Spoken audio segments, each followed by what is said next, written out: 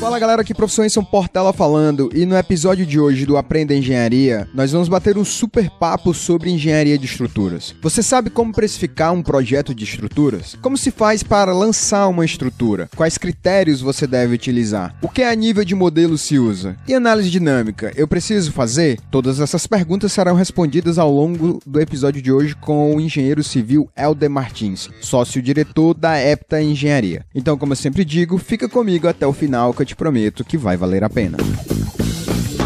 Para a gravação desse podcast, eu tenho aqui comigo o Cairo Braga. Oi pessoal, feliz em estar aqui pra gente gravar esse papo edificante hoje. Sempre com as piadinhas, né? E o nosso convidado, o engenheiro civil Helder Martins. E aí pessoal, tudo bem? Prazer estar com vocês. Ok, eu vou começar esse episódio, como a gente já gosta sempre de começar, pedindo para o nosso convidado se apresentar, falar um pouco mais de si. Então eu pediria para o Helder que ele falasse um pouco da sua carreira, da sua formação, do que fez ao longo da vida e o que está fazendo atualmente. Bom pessoal, eu sou engenheiro civil, me graduei na Universidade Federal do Ceará em dezembro de 86. Então eu tenho aí 33 anos de estrada. Durante todo esse período eu sempre me dediquei a projeto estrutural. Houve um período da minha vida que eu fui professor na antiga Escola Técnica Federal do Ceará, mas depois eu realmente saí, abandonei o magistério e me dediquei plenamente à parte de projeto. Sempre na área de concreto, seja concreto armado ou protendido, pré-fabricado, moldado no local, mas nós nunca mexemos com aço, só realmente estruturas de concreto. Legal. Helder, hoje existem vários tipos de estruturas de concreto, né? Você até falou aí de algumas que você atua, então você tem estruturas de concreto armado, protendido, pré-fabricado, pré-moldado, inclusive hoje ganha espaço em algum tipo de edificações, estruturas mistas, mas as mais comuns de fato são as estruturas armadas e protendidas. Então eu te pediria para você explicar isso para o nosso ouvinte, qual que é a diferença entre uma estrutura armada e uma estrutura protendida, o que significa dizer, né, que a gente escuta muito falar que uma é passiva, a outra é ativa, e qual critério normalmente você adota nos seus projetos para escolher se uma estrutura vai ser armada ou protegida?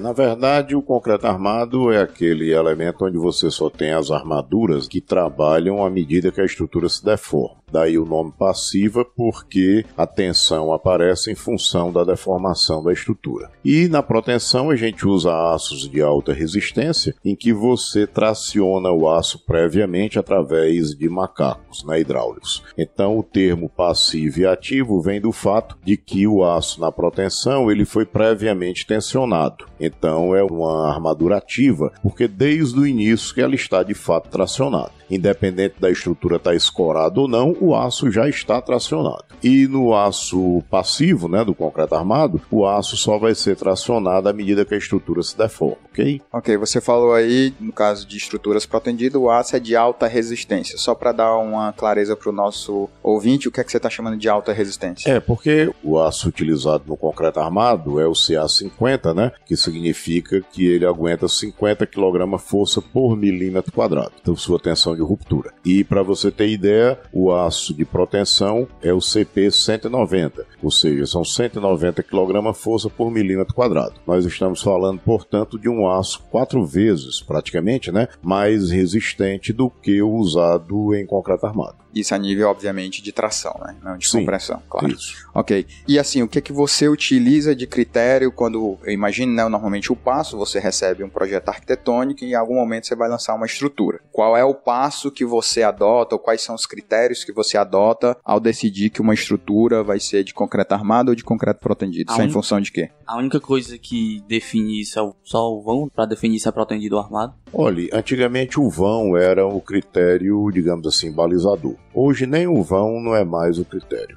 Na verdade, hoje houve uma mudança nos custos, né, na formação de custo da estrutura, e a mão de obra hoje é o insumo mais importante. Então, a simplificação da estrutura às vezes faz com que você utilize uma laje plana protendida, onde você nem precisaria em função dos vãos. Então, antigamente, realmente, Caio, o X da questão era o vão. Eu preciso vencer um vão de 10 metros, em concreto armado eu vou ter dificuldade. Hoje não é mais assim. Às vezes a gente pretende uma laje plana com um vão de 7 metros, 6 metros, que você poderia fazer em concreto armado com muita tranquilidade. Porém, você faz uma estrutura com uma laje plana que tem uma execução muito rápida, uma forma muito reduzida, e com isso você termina tendo uma estrutura mais econômica pela redução de mão de obra, pelo prazo e outras coisas também. Então é engraçado que mudou completamente essa questão do porquê usar a proteção. Mas eu imagino que ainda hoje existe uma questão da própria construtora, né? Assim, só explicando para os nossos ouvintes, majoritariamente os clientes do Elder não são pessoas físicas, são construtoras que vão fazer prédios, estruturas de grande porte e procura para projetar a estrutura. Então, nesse caso, tem muito do lance da construtora em si, tipo o jeito que ela trabalha? Tem, porque evidentemente que a gente presta serviço e a construtora é o cliente, então a gente tem que fazer aquilo que o cliente tem em mente. É evidente que a gente propõe, a gente apresenta soluções, mas a palavra final é do construtor. Então eu tenho um cliente lá em Brasília que teve um problema numa obra protendida, então ele não aceita mais fazer proteção, apesar da gente mostrar para ele que é melhor, mais barato, coisa e tal, mas ele não quer. Porque como ele faz muita obra para alugar, tá certo? Não é obra para vender, é obra patrimonial. E numa dessas obras dele, que alugou para a Caixa Econômica, houve uma reforma mal conduzida e cortaram uma série de cordoalhas e precisou fazer uma recuperação. E ele se aborreceu porque as lojas embaixo estavam todas alugadas, ele precisou intervir em lojas funcionando, enfim, então causou um desgaste e ele realmente não quer mais. Então, assim, a gente apresenta, justifica, mas a palavra final é dele, porque a obra é dele, não é minha. Afinal de contas, o dinheiro que vai pagar é o dele. É o dele, exatamente, o dinheiro é dele, né? A obra é dele, então a palavra final é do construtor. Eu acredito também que, apesar disso, com o passar dos anos, é bem mais comum a gente ver obra de armação protendida. Ah, sim, até porque... Você vê mesmo, você passa na rua, você vê os prédios lá. Hoje em dia é muito comum você ver a proteção do que era antigamente. Porque realmente, o que é que acontece? É um sistema muito fácil de ser utilizado, que lhe permite vencer vãos maiores, lhe permite fazer estrutura sem vigas, então lhe dá uma facilidade de execução, como eu falei há pouco tempo, e lhe dá depois uma perspectiva de reformas, né, para o usuário com mais tranquilidade. O cara que quer juntar um quarto com uma sala, ele não vai encontrar nenhuma viga, nenhum pilar ali para atrapalhar a mudança de layout. Então, assim, além de ter a facilidade da execução, tem também um valor agregado quando você permite ao usuário mudanças de layout. Entendi. Eu estudei concreto protenido efetivamente pela primeira vez, deve ter uns 10 anos, mais de 10 anos. E eu lembro que, muito bem, que o meu professor falava para mim que um dos gargalos era mão de obra qualificada para isso. Hoje em dia, imagino que esse não é mais um problema. Ou você acha que é? Na verdade, assim, é porque antigamente, quando você falava em proteção, era proteção aderente. E aí, realmente, era um processo um pouco mais complicado. A cordoalha engraxada é um processo muito simples. Então, a mão de obra envolvida no processo hoje realmente é praticamente a mesma mão de obra do armador. Uma vez que a ArcelorMittal dispõe de um fornecimento, tipo um corte e dobra de armadura passiva, ela fornece a cordoalha já cortada e pré-blocada no tamanho para ser usado no projeto. Então, assim, a parte mais complicada, digamos assim, você já recebe pronto na obra. Então na obra você vai fazer o quê? O posicionamento da cordoalha,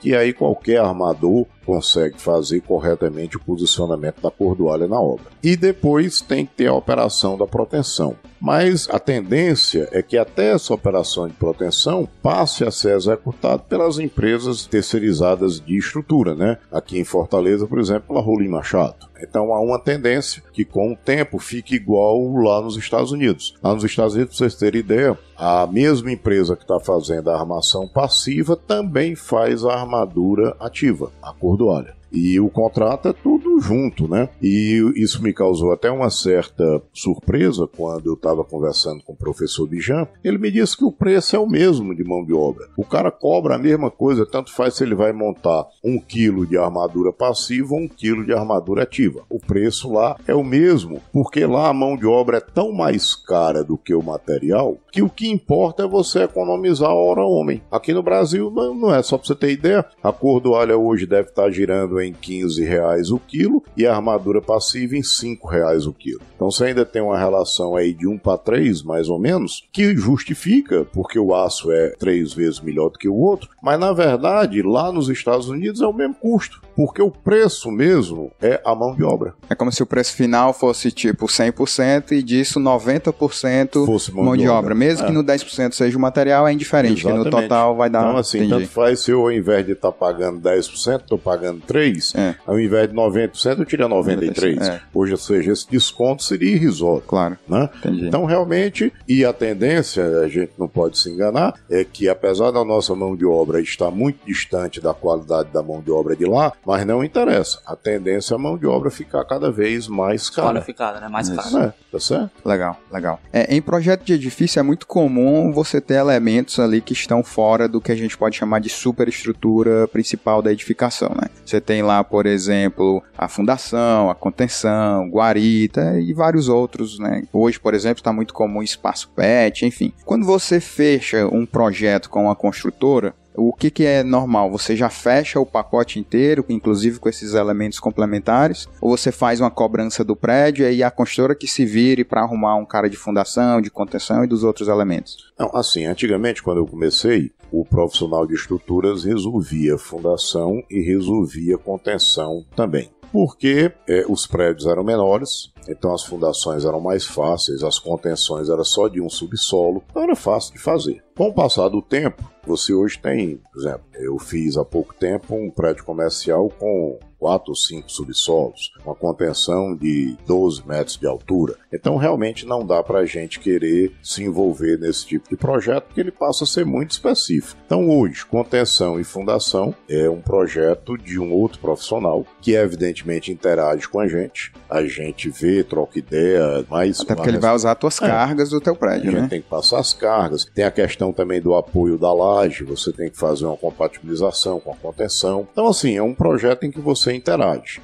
mas a responsabilidade não é mais sua, a responsabilidade é de outro profissional. Isso aqui em Fortaleza. E lá em Brasília, desde que eu comecei a trabalhar lá, sempre houve muito claro essa divisão entre projeto de superestrutura e de infraestrutura. Então lá em Brasília, raramente eu projetei fundações. Então isso assim é bem claro. Agora essa questão de guarita, cisternas, isso aí faz parte do escopo do projeto. O que eu sempre deixo de fora é a questão de estrutura metálica. Se houver uma marquise, se houver uma coberta metálica, isso não faz parte do nosso escopo. E edificações provisórias. Por exemplo, o cara querer que eu faça um stand de venda, ou querer que eu faça um galpão lá que eles vão utilizar durante a obra. A gente pode até fazer como uma cortesia, mas isso não faz parte do escopo do projeto, tá? Então, você falou aí dessa questão do que está dentro do projeto, do que está fora. Há uma clara divisão, normalmente, do que é infraestrutura, do que é superestrutura, mas como é que você precifica o seu projeto? Tipo, que variáveis você leva em conta para dizer assim, esse projeto eu vou te cobrar R$100 mil, ou esse projeto eu vou te cobrar R$200 mil? Na verdade, Enson, assim, a gente cobra por metro quadrado, que é uma simplificação de você cobrar um percentual do custo. Então, assim, porque o custo você vai estimar uma determinada lâmina média de concreto, e aí você tem um preço médio do metro cúbico, e aí você teria quanto é que seria o custo da estrutura. E no final, você tem um percentual, e aí você vai ter o quê? Um valor por metro quadrado. Evidentemente que o correto seria, se uma estrutura tem vãos mais avantajados, coisa e tal, cujo índice de consumo seria maior, ela conduziria a uma remuneração maior. Mas isso termina que não faz muito sentido. E a gente termina trabalhando por metro quadrado. Você levanta a área construída da edificação e tem um valor por metro quadrado. E aí também você tem sempre a limitação do mercado, porque sempre seu preço será ali confrontado com o do mercado. Então não adianta você querer também subir muito seu preço, você não vai conseguir. Então cada mercado tem sua referência. Só para título de curiosidade, hoje em média no Brasil, o que é praticado a nível de metro quadrado? Difícil dizer no Brasil, porque o Brasil é muito grande, né? Então você tem regiões bem diferentes, né? Então, por exemplo, nas regiões que eu atuo, Fortaleza aqui eu procuro cobrar em torno de R$6 o metro quadrado, mas eu lhe confesso que é difícil. Aqui facilmente você encontra profissionais cobrando R$4 o metro quadrado. Então eu lhe diria que a média de Fortaleza seria em torno de R$5 o metro quadrado. Quando você vai para Brasília, esse número melhora. A média de Brasília já deve estar aí novamente em torno de R$7 o metro quadrado. Antes da crise, a gente cobrava com facilidade R$10 por metro quadrado em Brasília. Hoje não cobra mais, porque a crise trouxe para baixo o valor, mas está recuperando. Então hoje eu acho que em Brasília a gente já consegue praticar em torno de R$7. Esse preço por metro quadrado é considerado por área construída e você considera igual para todo tipo, pavimento tipo, subsolo... Sim, eu pego a área total.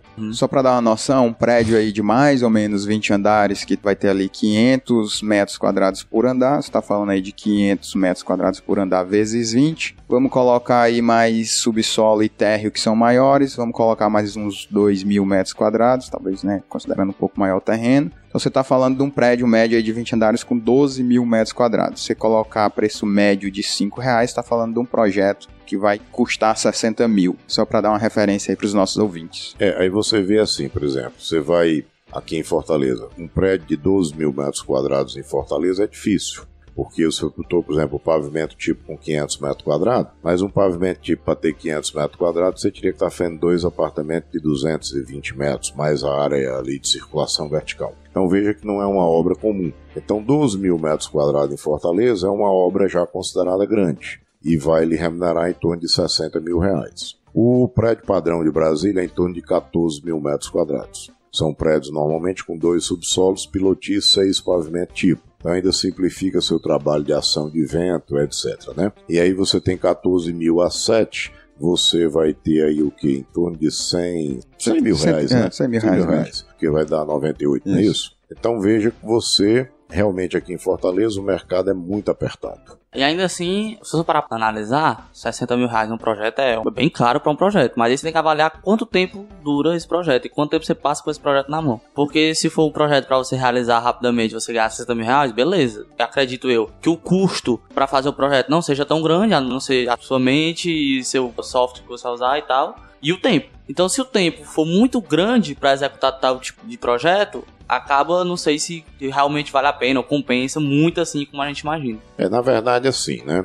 Quando você começa, realmente você tem um custo muito baixo, porque você trabalha sozinho, então você ocupa, ou você pode trabalhar em casa, ou você tem uma sala pequena só com você, uma estrutura pequena, e realmente o seu custo é baixo. Mas à medida que você vai crescendo profissionalmente, você termina tendo que criar uma estrutura de atendimento. E aí, o que eu posso lhe dizer é que o custo de um escritório, ele vai girar em torno aí de 50% a 60% do seu faturamento. Porque você tem que colocar aí os impostos, você tem que colocar o seu custo fixo, seus funcionários, coisa e tal. E o grande problema está aí, porque se o projeto demorar demais, o custo fixo mata a lucratividade do projeto. Porque assim, não interessa se o projeto parou ou não, eu tenho que continuar pagando aluguel, luz, telefone, o salário dos funcionários, etc.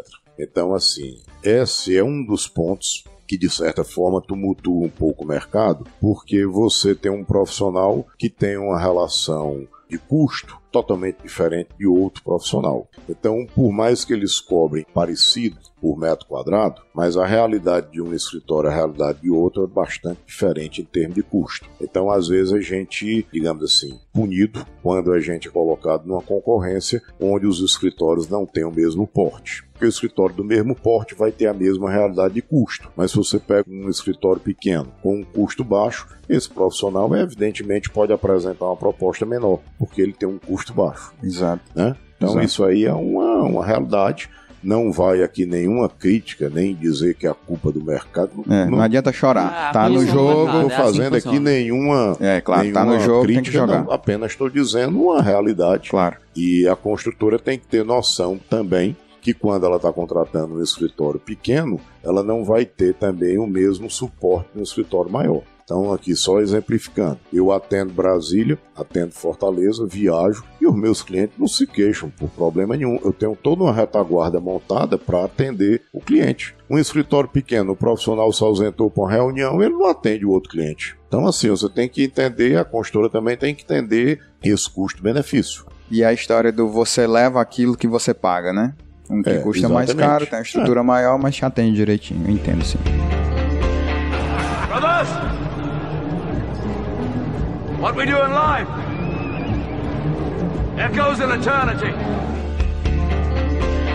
Helder, muitas vezes me perguntam se vale a pena, assim, o cara que está pensando em trabalhar com projetos se especializar em algum tipo de estrutura. Eu ouço perguntas do tipo, vale a pena ser projetista de pontes, me especializar em pontes? E eu sempre respondo que se especializar demais, você acaba eliminando suas chances, né, de atuar em outras coisas. Até porque se a gente pegar um exemplo de ponte, você vai projetar uma ponte na vida e outra na morte. Mas você precisa saber o que vai fazer bem feito, né? Tem algo ali que eventualmente você quer ficar referência naquilo. Você, por exemplo, se especializou em concreto. Você projeta armado, protendido e pré-fabricado, como você mesmo falou. O que é que você apontaria como o que seria o nível saudável de especialização? Porque, só para dar um exemplo, eu tenho um amigo que ele quer projetar tudo. Tem um escritório, um mini escritório, que o cara quer fazer metálica, quer fazer tudo de concreto, quer fazer de madeira e às vezes acaba não fazendo as coisas bem feitas. Na verdade, Enzo, eu acho assim, isso é uma coisa que o próprio mercado vai resolvendo para você. Quando você monta o escritório, você tem uma clientela pequena e você realmente tem que pegar o que aparecer. E aí você vai fazendo projetos que vão aparecendo. À medida que o tempo vai passando, naturalmente você vai abrindo mão daqueles projetos que você tem menos interesse, ou porque dão mais trabalho, ou porque você não gosta. Por exemplo, eu vou aqui citar pessoalmente, né? Eu não gosto de projetar alvenaria estrutural. Não gosto. Eu não vejo o menor, assim, desculpa a palavra, eu não tenho o menor tesão de estar projetando uma alvenaria estrutural. Porque não tem projeto, não tem arte, né? É só verificação. Porque a alvenaria estrutural, o que é que você vai fazer? Você vai pegar as alvenarias da arquitetura e vai verificar se elas vão passar ou não vão passar. Então não tem... É brincar de Lego. Não tem criatividade, né? É diferente de eu fazer uma estrutura que eu posso fazer a solução dela de várias maneiras diferentes quando eu estou projetando em concreto armado ou protendido. Alvenaria estrutural, eu vou usar as alvenarias da arquitetura. Então não tem a menor, digamos assim, criatividade. É um trabalho meramente de verificação. Então é um serviço que eu fiz no passado. Fiz recentemente com um cliente que é importante para mim, ele queria, eu fiz. Mas eu não gosto. Então, assim, eu tenho pouquíssimas obras de alvenaria estrutural, porque naturalmente eu fui, como é que se diz, rejeitando esse tipo de projeto, uma vez que eu tinha a opção de fazer outro que me atraía. Então, assim, no começo a gente vai fazendo o que aparece, porque a gente tem que pagar nossas contas, a gente tem que ir desenvolvendo o escritório, o nome, coisa e tal, mas à medida que vai passando o tempo, a gente naturalmente vai fazendo a seleção daquilo que você gosta de trabalhar. Você pode dar o luxo de escolher o que é que você quer para você, né? Basicamente. Por exemplo, quando eu comecei, eu fiz muita estação de tratamento de esgoto. Fazia muita obra para a CAGES. Não diretamente para a CAGES, que eu nunca gostei de trabalhar para órgão público. Mas eu tinha alguns amigos que trabalhavam para a CAGES, então fiz muita coisa. Reservatórios elevados, reservatório enterrado, estação de tratamento de esgoto, estação de tratamento de água, fiz muito. Hoje eu faço uma vez ou outra para clientes que são, como é que se diz, importante aqui, um cliente, a PB Construções, que era um desses clientes que eu fazia muito, é meu cliente praticamente desde o começo da minha vida profissional. Então, quando eles têm um serviço dessa natureza, eu continuo atendendo. Claro. Mas assim, eu atendo para eles. Eu não fui atrás de aumentar o meu número de clientes nessa área, porque naturalmente também a estação de tratamento de esgoto também não tem criatividade. Você tem aquelas paredes que tem a função de dividir os ambientes, né? Tem uma função específica no projeto, tá certo? E você vai dotar aquele elemento de capacidade estrutural. É igual a alvenaria estrutural. Então não tem criatividade. Você só tem que armar aquelas peças, tá? É basicamente água, né? Água não muda, água é água. E assim, mas você o que ele tá recebe falando, um projeto já definido. Aquilo, exato, é não, aquilo. você não pode chegar e dizer, pô, posso afastar essa parede para lá? Não, não pode, a parede tem que estar ali. Isso. Ela tem uma função para estar ali, a cumprir. Não é só estética, né? Não, de fazer o caminhamento do lodo, enfim. Então, assim, não é um projeto também de criatividade, é um projeto de verificação, de armar aquelas peças, aquelas paredes que já vem definida pelo projeto específico. Todo projeto de estruturas, a gente pode dizer assim, ele vai ser feito para resolver uma arquitetura, que é como você está falando aí, né? Tem várias soluções da estrutura para a mesma arquitetura. Os mais românticos diriam até que a estrutura da vida a arquitetura. Como é seu processo de lançamento estrutural? Quais são os critérios que você utiliza? Você tem coisas do tipo sempre colocar pilares nos cantos, na caixa de escada, obedecer vãos, formar os pórticos. Digamos assim, como é que é seu brainstorm? Quando você pega lá a arquitetura, qual é o seu processo de criação? Na verdade, quando a gente pega a arquitetura, a primeira coisa que eu olho é a ideia que o arquiteto tem para os estacionamentos, para as garagens. Porque em Brasília você até consegue escapar um pouco disso, porque como o prédio é pequeno, baixo, pequeno não em área, porque eu acabei de dizer que ele é até maior do que o de Fortaleza, mas ele é baixo, então você resolve muitas vezes com transições. Você faz o pavimento tipo ideal e depois você dá uma ajustada nas vagas usando transição, porque é uma transição que cabe no bolso, transição de poucos pavimentos. Mas quando você pega um prédio alto, pensar em transitar é um problema, tá? Realmente é um problema. Então a gente tem que pensar em resolver os pilares desde a fundação até a caixa d'água sem que haja nenhuma transição. Então eu começo olhando como é que o arquiteto idealizou as vagas, para que a gente possa propor uma solução que não cause um problema muito grande lá embaixo. Então eu olho a questão de garagem, vejo como é que ele idealizou aquilo ali e a partir daí eu vou tentar lançar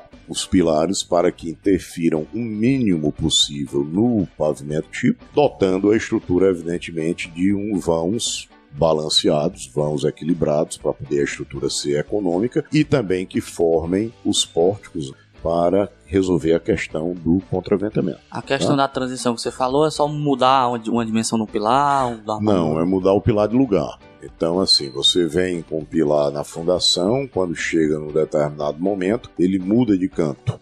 Para isso, você vai ter que ter uma viga que vai ter que absorver o esforço do pilar. Então, são as vigas de transição, são vigas de grande porte, porque ela vai ter que ser a fundação do pilar naquele momento. Então, quando o prédio é baixo, você consegue fazer essas vigas. E o carregamento não é tão grande. O carregamento não é tão grande. Então, você consegue fazer com uma certa tranquilidade. Mas num prédio muito alto, isso realmente é complicado. Não é que é impossível, mas vai complicando. E aí, assim, você procura evitar essa complicação, porque além da complicação tem um custo.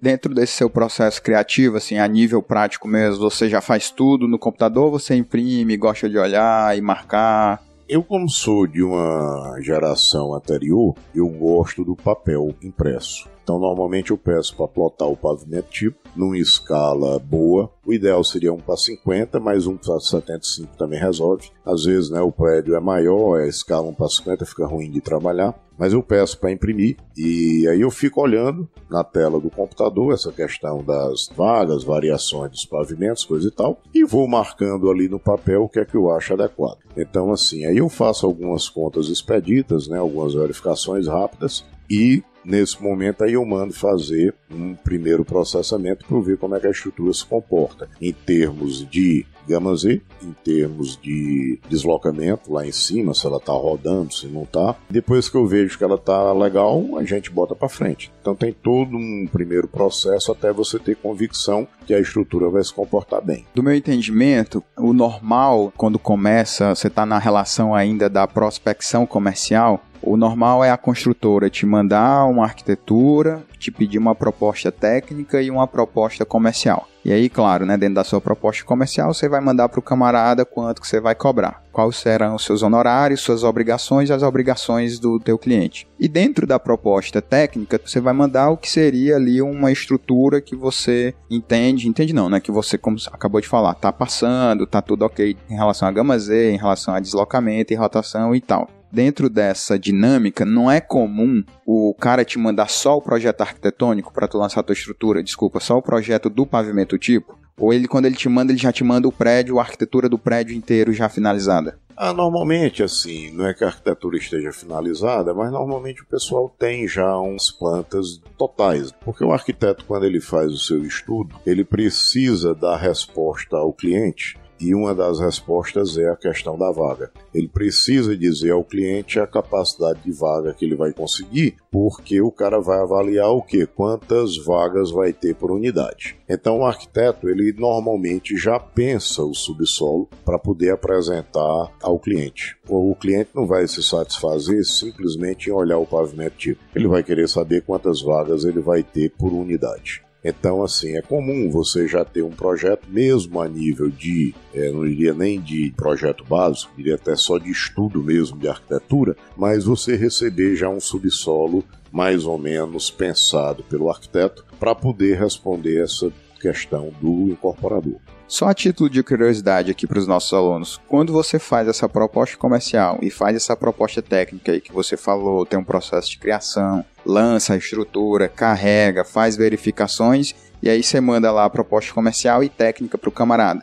Se o cara não ficar com o teu projeto, ele não te paga nada, porque eu imagino que tem uma trabalheira aí para você lançar a estrutura. Justamente o que eu estava pensando. Boa parte desse processo você está trabalhando de graça. Você vai ter que projetar, fazer como um projeto de fato. Fazer todas as etapas de um projeto como de fato é feito um projeto. E você está trabalhando isso de graça. É mais ou menos, pessoal. Porque na verdade o que acontece? Você precisa apresentar a proposta técnica quando você está pedindo uma oportunidade numa construtora. Depois que você já entrou, tá certo? Ninguém lhe pede mais essa proposta técnica. Então, assim, algumas construtoras, vou citar aqui as construtoras lá de Brasília. O que é que acontece? Elas trabalham ali com 3, 4 profissionais de confiança. E, via de regra, ela sempre pede proposta, mas ela já sabe para quem vai mandar o projeto. Por quê? Porque o preço também desses profissionais são parecidos. Então termina que a construtora ela tem ali, como eu estou lhe dizendo, 3, 4 profissionais, às vezes até menos, em que os preços são muito parecidos e o cara,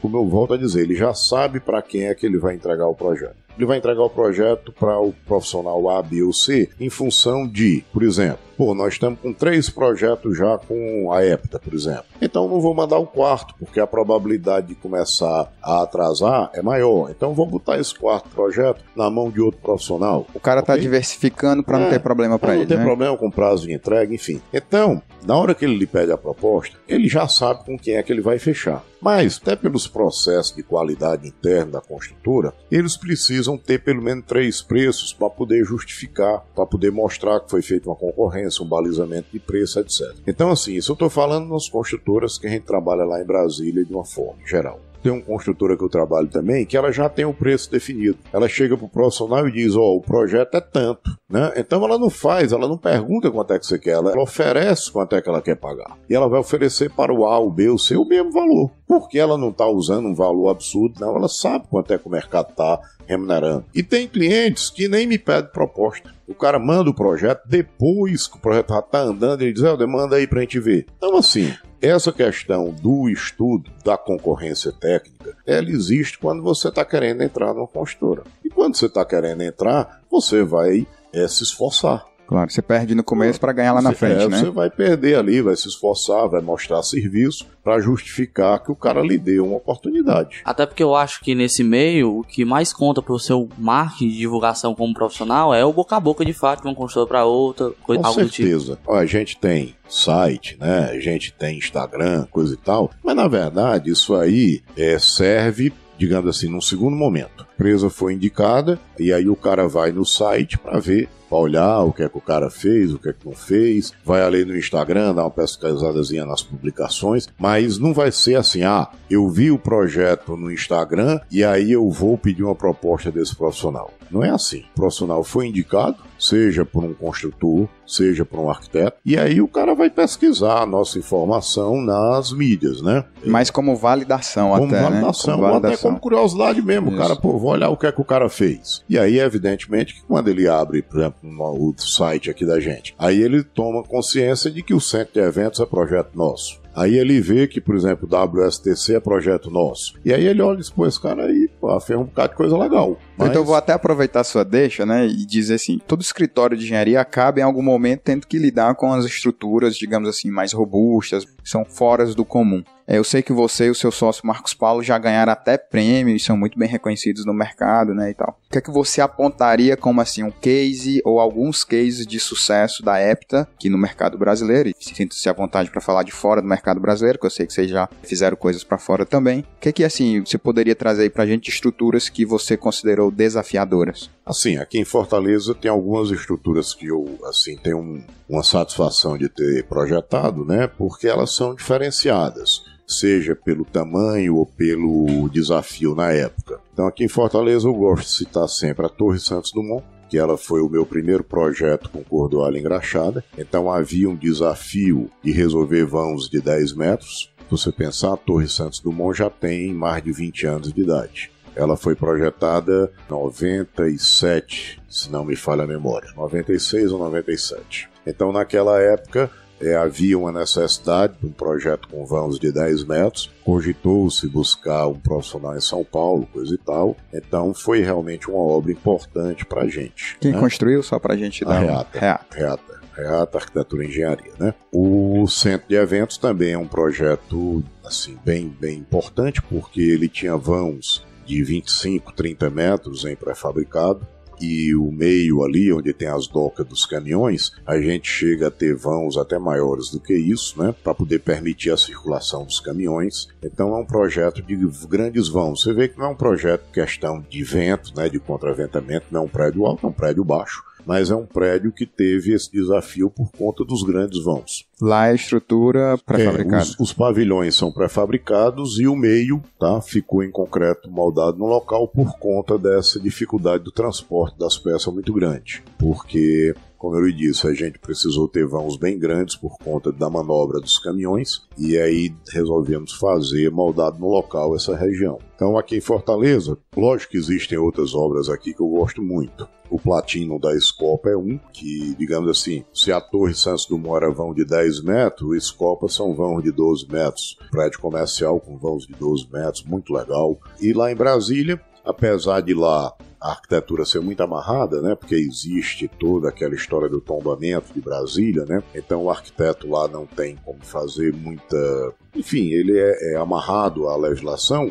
mas assim, você consegue resolver vãos maiores, né, que é uma necessidade hoje, o pessoal querendo os vãos maiores de 10 metros, coisa e tal, para que não haja nenhum pilar dentro da unidade habitacional. Como lá é mais caro, o metro quadrado é mais caro do que aqui em Fortaleza, então você tem muito apartamento aí na ordem de 70 metros, coisa e tal, e você às vezes tem um público muito diferente para a mesma unidade, e a reforma é uma coisa importante, né? As possibilidades de layout diferentes são importantes. Mas agora, recentemente, a gente está fazendo um da Brasal, são apartamentos de luxo, e aí realmente eu fiz uns vãos grandes, né? E a cobertura tá ficando um negócio lindo, né? Porque a cobertura do Plex praticamente tem nenhum pilar lá em cima, tem só os pilares do posto de elevador e escada, né? Então vai ficar um negócio assim sensacional, né? Legal. O cara que comprar a cobertura, praticamente ele vai abrir lá as esquadrias dele tudinho, né? Sem ter um pilar atrapalhando, vai ficar um negócio muito legal.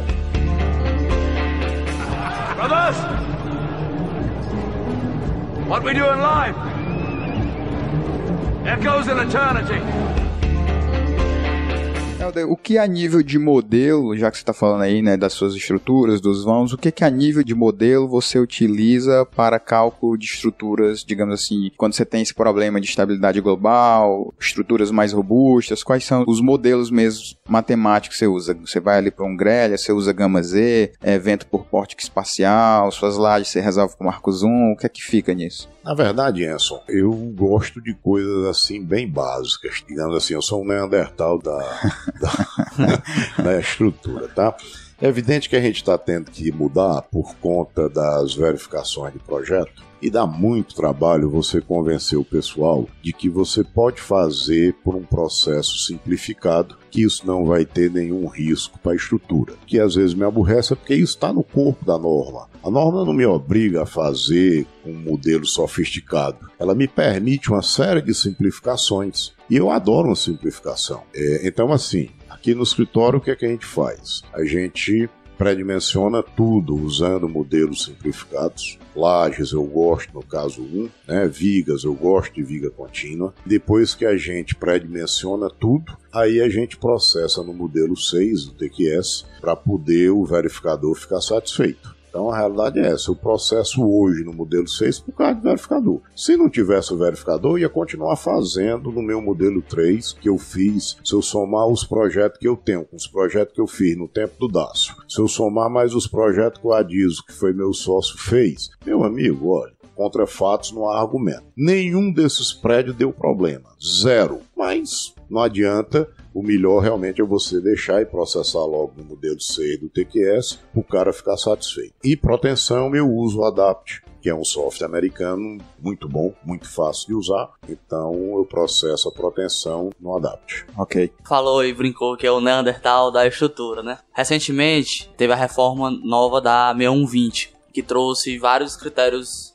novos de especificação de sobrecarga, que antigamente era mais limitada, agora eles deram uma expandida. Como é que você recebe essa nova mudança? Você continua tratando ainda com alguma coisa antiga? Tem o meu receio de botar umas cargas novas? Que eu sei que tem uns projetistas que trabalharam mais antigamente que tem um certo receio ainda de mudar para meio 1.20 atual, porque já trabalhou muito tempo com a antiga e aí fica naquela cautela, né? Não, sobre esse aspecto aí, entenda, questão da norma, você não pode ficar contra a norma. Tá? Você tem que adotar a norma toda vida que ela fizer uma atualização. Quando eu lhe digo a questão, assim, dos meus critérios de antigamente, é questão, digamos, de conceito, de modelo, coisa e tal. Mas, mesmo eu rodando viga contínua, a viga contínua continua sendo aceita pela nossa última revisão da norma. No dia que a norma não aceitar mais, a gente vai abolir.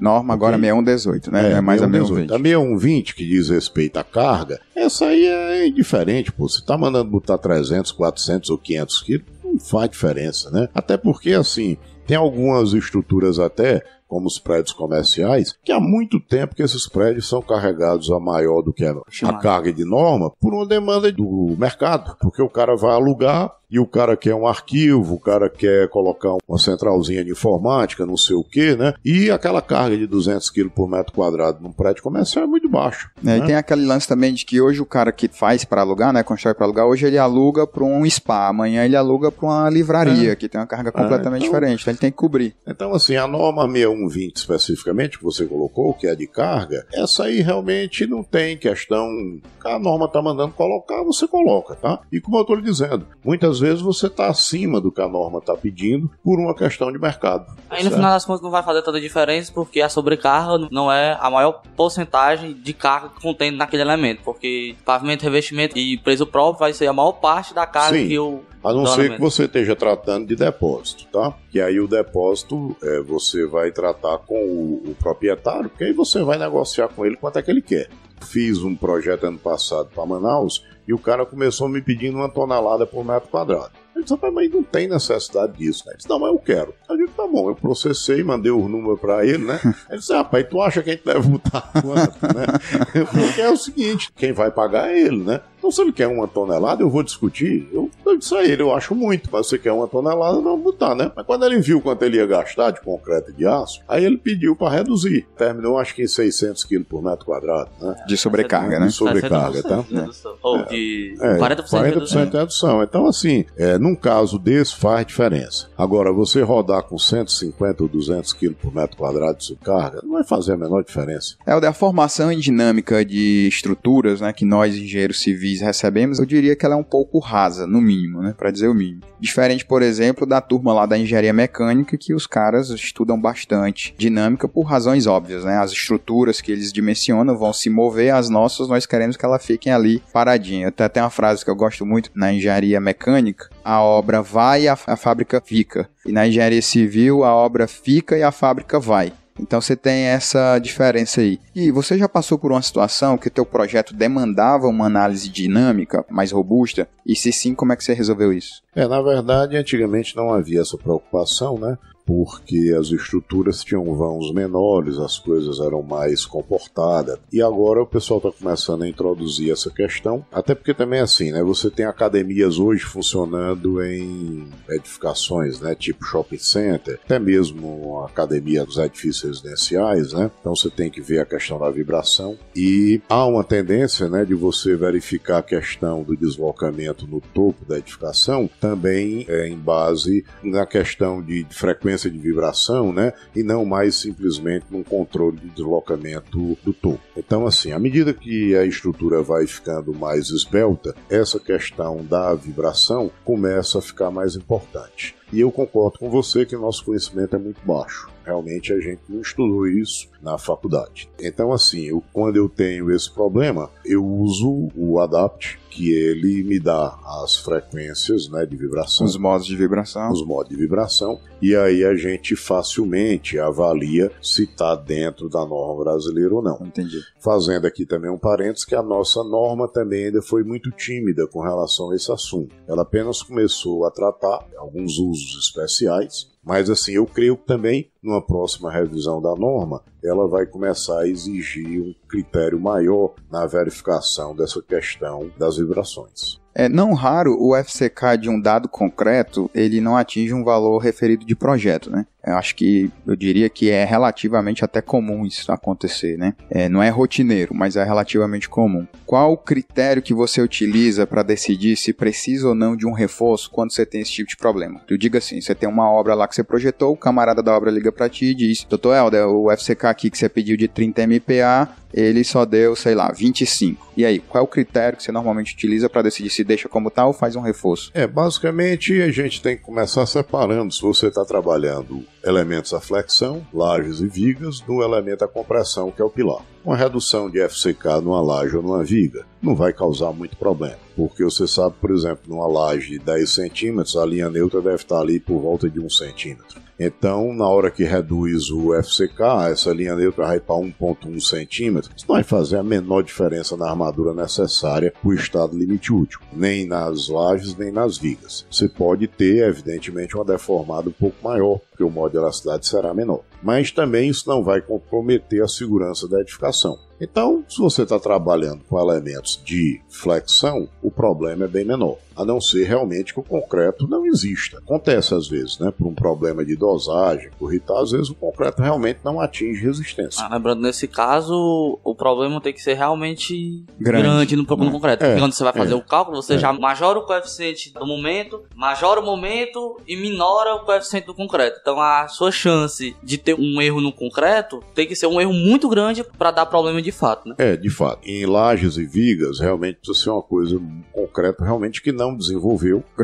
Grosseiro para você poder fazer uma intervenção. Agora, pilar não, porque pilar, o que é que acontece? Ela é uma peça comprimida, então é como eu digo às vezes para o cliente. Mas deu uma diferença só de 10%. Eu digo, e se tu tivesse feito o pilar com 10% a menos de concreto, tu ia ficar tranquilo? Se tu chegasse lá, o pilar era para ter 30 por 1 metro, o mestre fez 30 por 90. Tu ia achar que não precisava fazer nada. Então, assim, é evidente que a partir de uma certa altura, o pilar tem uma seção por questão de estabilidade global. Você manteve o pilar com aquela seção para manter a rigidez do pórtico. Mas em termos de carga vertical, o pilar está folgado. Então você vai verificar e a probabilidade dele passar é muito grande. Mas um pilar de primeiro lance, segundo lance, terceiro lance, você perdeu ali 10% do concreto. É outros 500. É outros 500. Com certeza você vai ter que verificar aquela peça e talvez ter que fazer um reforço realmente. No caso então de uma armadura pretendida, o controle desse concreto acredito que tem que ser muito maior, porque a armadura ela vai estar ativa em 100% do tempo. Então se o concreto não tiver uma resistência muito boa e essa armadura estiver ativa, ele vai ter uma chance de trincamento, de ruptura maior. Na verdade, o bom do concreto protendido é que você testa na hora que você protende os cabos. Porque se o concreto tiver baixa qualidade, ele vai romper na hora. Se o concreto tiver com nichos de concreto, ele vai romper na hora, tá? Ele não vai aguentar a tensão que você vai implantar, tá certo? Só o susto que fica. Enfim, mas assim, o protendido você tem que ter um cuidado maior, realmente tem que ter, mas essa questão aí também, o problema é o mesmo, porque a viga, a laje protendida, ela continua sendo um elemento à flexão. Então, digamos, o concreto era para dar 35, deu 28. 28 aguenta as tensões de proteção numa boa. A partir de 21 MPa você pode protender. Então, o fato de você ter aplicado a proteção, ele passou. Mas você tem que fazer a verificação final para ver se o estado limite último, continua sendo atendido. O FCK em proteção, ele costuma ser maior do que o armado ou é a mesma coisa? Não, ele costuma ser maior por exigência da norma. Então, a norma brasileira... Justamente para dar essa segurança, eu acho, né? De talvez um erro, alguma falha. Eu não sei, então, não sei se por uma questão de dar uma segurança a mais, ou talvez para você ter uma proteção maior dos elementos. Você sabe que a corrosão no elemento protendido ele é mais contundente do que na armadura passiva. Então, se você aumenta o FCK, naturalmente você aumenta o consumo de cimento e melhora a questão da porosidade do concreto, O concreto vai ficar mais compacto, menos poroso. Então, talvez seja uma maneira da norma lhe obrigar a proteger melhor as armaduras ativas. Legal. Chegando aqui ao final do nosso papo, eu sempre peço para o nosso convidado que ele indique um livro e um filme que ele gostou, um livro não necessariamente de concreto, um livro que você leu, só para os nossos ouvintes aí pegar o seu exemplo. Em termos de literatura, eu gosto realmente de ficção. Meu autor preferido, assim, de uma maneira geral, é o Gabriel Garcia Marques. Os romances dele, o meu preferido é O Amor nos Tempos do Cólera. É autor brasileiro, Carlos Heitor Coni. Quem nunca tiver lido, procure. É um autor nacional, falecido há pouco tempo, acho que uns 2 anos atrás, 2 ou 3 anos. Tem uma obra extensa, tem um livro dele, que foi o primeiro que eu li, foi um presente do meu irmão, que também eu gostei muito, né? Que é quase romance, quase memória, que é mais ou menos uma autobiografia dele, né, e conta o relacionamento dele, né, com o pai, as memórias, coisa e tal. Então são 2 livros, assim, que eu gosto bastante. Filmes são vários, né, mas assim, toda vida que alguém me pede uma referência, um filme que vem fácil à minha cabeça, né, é o do Tom Hanks. Náufrago? Não, o... Terminal. Capitão. Não, rapaz, Capitão o que Phillips, ele... Sully. Sully. O que ele tinha uma deficiência. Eu sei que filme é esse, mas eu não lembro o título. Mas eu sei que filme é esse. Oh, meu Deus, agora me deu um branco no... ele tinha um certo retardo, né?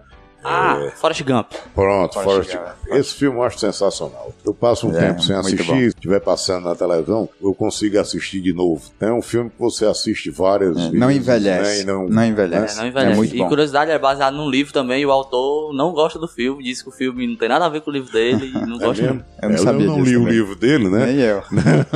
Mas o filme eu gosto muito. Tá? Beleza, Helder. Helder, muito obrigado pela sua participação. Pra gente foi um prazer, uma baita de uma aula. Acredito que todo mundo vai concordar. Eu ficava até receoso de fazer interferência aqui, porque realmente foi muito bom. Peço aí pra você deixar seus contatos, né? Os contatos da Hepta pra turma aí que tá ouvindo a gente. Foi um prazer participar, Enzo. Você sabe que a gente tem um respeito muito grande por você. Lhe conheci aqui há muito tempo atrás. Tive o prazer de lhe ter aqui como estagiário, como engenheiro. Aqui, nosso telefone geral é 3022-7777, hepta@hepta.eng.br. Qualquer e-mail, esse é o geral, né? O hepta@hepta.eng.br. Nosso site também, né? www.hepta.eng.br. Qualquer coisa, a gente está sempre aqui à disposição. Vocês precisarem, se quiserem bater um papo com a gente, mandar alguma dúvida, pode mandar isso aí. Eu tenho o prazer de responder e de atender. Legal, obrigado. Muito obrigado, Helder. Valeu, Valeu, pessoal. Valeu, gente.